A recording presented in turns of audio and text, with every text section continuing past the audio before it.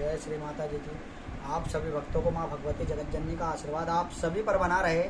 देखो, त्राटक दो प्रकार के रहते हैं, एक बाहरी त्राटक और एक आंतरिक त्राटक। तो बाहरी त्राटक में क्या होता है, किसी बिंदु या किसी आपको तारा या ध्रुव तारा ले लीजिए या चंद्रमा ले लीजिए या सूर्य देवता ले लीजिए, इसमें आपको एकाग्र होकर एक टकटकी लगाकर देखना है, या मोमबत्ती ले लीजिए उसकी लो में आपको देखना है, या दीपक की लो पे देखना है।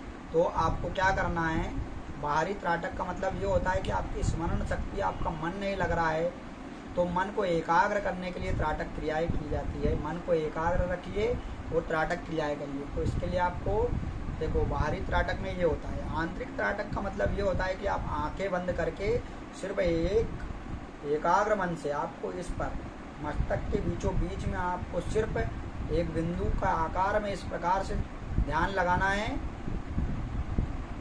कि आपको सिर्फ वो ही दिखे, एक बिंदु के आकार में। उसको बाहरी आंतरिक मतलब अंदर का त्राटक बोलते हैं। तो ये क्रियाएं सिर्फ इसलिए होती है कि अपना जो मन व्यक्ति का नहीं लग पाता है, कहीं दूसरी जगह भटकता है, तो उसके लिए होता है। तो ये करने के बाद में व्यक्ति के सभी कार्य पूर्ण हो जाते हैं, कुंडली जागृत हो जाती है। त्राटक बहुत अच्छी चीज़ है, त्राटक करना चाहिए। त्राटक का मतलब गलत उपयोग में नहीं लाना चाहिए उसको, अच्छे कार्यों में ध्यान लगाने के लिए ही त्राटक का उपयोग किया जाता है। आप अगर साधना कर रहे हो तो उसमें त्राटक का बहुत महत्व होता है। अगर आपके पास एकाग्र शक्ति नहीं है तो आपको साधना में सफलता नहीं मिलेगी। इसलिए किसी भी साधना को करने के लिए उसमें आपको एकाग्रता होना बहुत महत्व है। अगर आप साधना में बैठे हो तो अगर एकाग्रता नहीं है तो आपके कभी पैर दर्द करेंगे, कभी आपने पद्मासन में बैठे हो तो आपका आसन विखंडित हो जाएगा, खंडित हो जाएगा।